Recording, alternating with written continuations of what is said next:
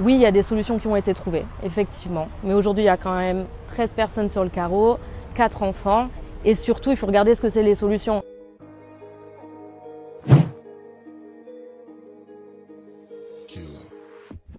Et avec deux autres collègues aujourd'hui, on est en grève pour protester contre l'expulsion qui est en cours sur le bidonville d'Avril Morin. On se retrouve toujours, nous, travailleurs, coincés là-dedans à proposer des choses qui, de base, ne sont pas adaptées, qui, au final, vont être des échecs. C'est-à-dire que les personnes vont probablement pas rester dans ces endroits-là très longtemps. Et c'est pour ça que depuis 5 ans, on voit qu'il y a des bidonvilles qui se reforment à chaque fois. Comme c'est bouché à plein d'endroits, on se retrouve au final à proposer à des gens qui pourraient être ailleurs des solutions hyper précaires, où du coup ils sont soit en suroccupation dans des appartements du 115 mais où tu es 5 dans un T2, où les gens on leur propose un hébergement intercalaire avec aucun accès PMR alors que c'est des personnes qui ont des difficultés pour se déplacer. On va avoir des personnes aussi qui ont été hébergées la semaine dernière dans un appartement farci de punaises de lit. Et c'est aussi ça la réalité en fait des propositions et de l'état de l'hébergement à Montpellier et en France. Je suis triste. Je suis trop triste. On va trouver où? On va aller où? On n'a pas maison, on n'a pas des aides. C'est ça que nous donne à manger à les enfants. On ramène les enfants à l'école et tout.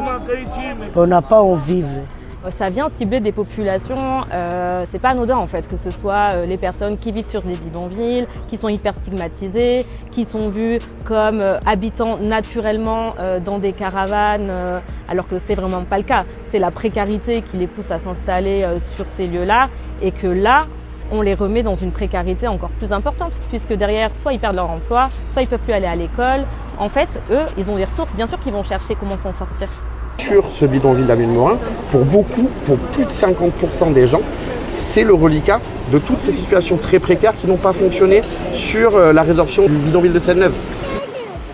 À PS34, on allait perdre entre 12 et 15 postes. Donc suite à ça, on s'est mobilisé. On a fait un mouvement de grève qui a été largement rejoint par différentes structures qui se sont mis en grève pour nous soutenir. Au fur et à mesure, cette coordination elle a grossi. On s'est retrouvé à faire des AG avec énormément de structures. J'ai pas les chiffres en tête, mais plus de 30 structures représentées, plusieurs dizaines de travailleurs sociaux présents sur nos assemblées générales. Et les collègues d'APS qui ont mené une grève, qui ont réussi à faire reculer le département ces derniers mois, nous, on s'est mobilisés auprès d'eux au sein de cette coordination et c'était hyper important qu'aujourd'hui ils soient aussi là pour nous. Et je pense qu'en vrai, ce qu'ils ont fait ces derniers mois, ça nous a aussi donné la force aujourd'hui de dire stop en fait. C'est la preuve que quand on commence un rapport de force collectif et que nous, salariés, nous nous organisons avec notre base, c'est bien la preuve qu'on peut emporter des victoires. On vient protester parce que ça s'inscrit également dans un contexte social actuel, que ce soit dans le contexte de la lutte dans le secteur social ou de manière générale en France, dans un contexte de grogne et de colère, notamment vis-à-vis d'une politique ultra austéritaire et sécuritaire.